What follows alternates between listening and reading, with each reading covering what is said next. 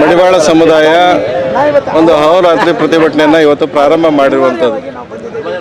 ಇಡೀ ರಾಜ್ಯದಲ್ಲಿ ಮಡಿವಾಳರು ಅತ್ಯಂತ ಅಲ್ಪಸಂಖ್ಯಾತರು, ಅತ್ಯಂತ ಶೋಷಿತರು, ಎಲ್ಲ ಕ್ಷೇತ್ರಗಳಲ್ಲೂ ಕೂಡ ಹಿಂದೆ ಉಳಿದಿರುವಂಥ ಸಮುದಾಯ. ಇವತ್ತು ಕೇವಲ ಬಟ್ಟೆ ತೊಳ್ಕೊಂಡು ಐರನ್ ಮಾಡಿಕೊಂಡು ಜೀವನವನ್ನು ಮಾಡ್ಕೊತ ಬಂದಿರುವಂಥದ್ದು. ಇಲ್ಲಿವರೆಗೂ ಸ್ವತಂತ್ರ ಬಂದು ಇಷ್ಟು ವರ್ಷಗಳಾದರೂ ಕೂಡ ಯಾವುದೇ ರೀತಿಯಾಗಿರುವಂಥ ಉನ್ನತೀಕರಣ ವ್ಯವಸ್ಥೆಗಳಾಗಲಿ ಯಾವೂ ಕೂಡ ಇಲ್ಲಿವರೆಗೂ ಕೂಡ ಇಲ್ಲ ಅನ್ನುವಂಥದ್ದು. ಆ ಕಾರಣಕ್ಕೆ ಮಡಿವಾಳರು ಇಡೀ ರಾಜ್ಯದಲ್ಲಿ, ದೇಶದಲ್ಲಿ 18 ರಾಜ್ಯಗಳಲ್ಲಿ ಈಗಾಗಲೇ ಪರಿಶಿಷ್ಟ ಜಾತಿಗೆ ಸೇರಿಕೊಂಡಿದೆ. ರಾಜ್ಯ ಸರ್ಕಾರ ಡಾಕ್ಟರ್ ಅನ್ನಪೂರ್ಣಮ್ಮನವರ ವರದಿಯನ್ನು ಕೂಡಲೇ ರಾಜ್ಯ ಸರ್ಕಾರ ಕೇಂದ್ರ ಸರ್ಕಾರಕ್ಕೆ ಶಿಫಾರಸು ಮಾಡಬೇಕು ಅಂತ ಹೇಳಿ ಇವತ್ತು ಅಹೋರಾತ್ರಿ ಪ್ರತಿಭಟನೆ ಇವತ್ತು ನಡೆದಿರುವಂಥದ್ದು ಅಂತ.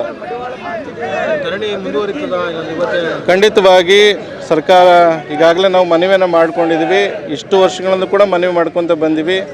ಇವತ್ತು ಸರ್ಕಾರ ಆದೇಶ ಮಾಡಲಿ. ಖಂಡಿತ ಇಲ್ಲದೆ ಹೋದರೆ ನಿರಂತರವಾಗಿರುವಂಥ ಪ್ರತಿಭಟನೆ ಮುಂದುವರಿಯುತ್ತೆ ಅನ್ನುವಂಥದ್ದನ್ನು ಎಲ್ಲ ಸಂಘಟನೆಯವರು, ಸಂಸ್ಥೆಯವರು ಸೇರಿ ಇವತ್ತು ತೀರ್ಮಾನವನ್ನು ಮಾಡಿರುವಂಥದ್ದು ಅಂತ.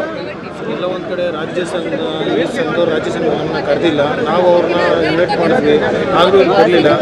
ನಾವಂತೂ ಅಲ್ಲಿ ಅಪಪ್ರಚಾರ ಮಾಡಿ ಹೋಗ್ಬೇಡಿ ಅಂತ ನಾವಂತೂ ಹೇಳಲ್ಲ, ಆದರೆ ಅವ್ರು ಆ ಥರ ಮಾಡ್ತಾ ಇದ್ದಾರೆ. ಆದರೆ ಎಲ್ಲರೂ ಬೆಂಬಲಿಸಿದ್ದು ಹೇಳಿಕೆ ಕೊಟ್ಟಿದ್ದಾರೆ. ಇಲ್ಲ, ಇಲ್ಲಿ ಎಲ್ಲರಿಗೂ ಕೂಡ ಸ್ವಾಗತ ಇದ್ದೇ ಇದೆ. ಇಲ್ಲಿ ಅವ್ರ ಮೇಲೂ ಇವ್ರ ಕೀಳು ಅಥವಾ ಅವರೆಚ್ಚು ಇವರೆಚ್ಚು ಅನ್ನುವಂಥ ಪ್ರಸಂಗನೇ ಇಲ್ಲ.